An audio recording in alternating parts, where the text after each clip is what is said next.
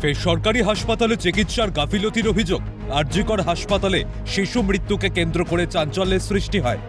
সোমবার বিকেলে বিধাননগরের বাসিন্দা সেরিনা খাতুন তার গর্ভবতী বোন পারুল খাতুনকে আরজিকর হাসপাতালে ভর্তি করেছিলেন। তবে প্রথম থেকেই পরিবারের সদস্যরা চিকিৎসায় ঢিলেমি লক্ষ্য করেন। প্রসব যন্ত্রণা শুরু হলে চিকিৎসকদের বলেন পরিবারের সদস্যরা।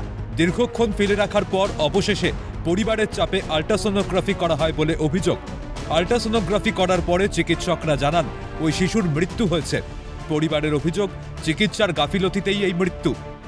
আরজিকর, যেখানে কলকাতার বুকে সকলেই সাধারণ মানুষ আসে এই হাসপাতালে, সেখানে আরজিকরের নাম উঠে আসছে একের পর এক চিকিৎসার গাফিলতির অভিযোগ। আর ইতিমধ্যেই আবারও শিরোনামে শিশু মারা গেছে। এই কারণে আমার বোনের ওজনটা বেড়ে গেছে। ও ছিল সেবাতে সল্লেক থেকে ট্রান্সফার করা হয়েছিল এখানে ভর্তি করা হয়েছে। সোমবারে বাচ্চার খবর দিচ্ছে, মঙ্গলবারে খবর দিচ্ছে বাচ্চা মারা গেছে। বোরানকে বলছি বারবার করে আপনি সিজারে তুলে দিন, বাচ্চার ওজন হচ্ছে 4.5 কেজি।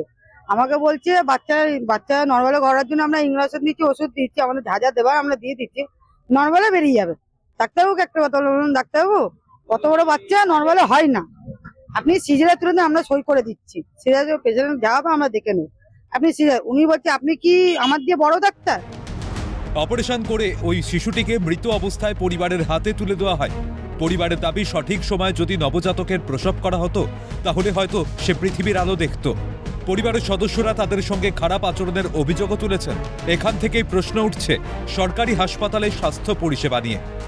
ক্যামেরায় সুরজিৎ প্রামাণিক ও প্রসন্ন নস্করের সঙ্গে দীপাঞ্জনা সাউ ও অভিজিৎ প্রামাণিকের রিপোর্ট, ক্যালকাটা নিউজ।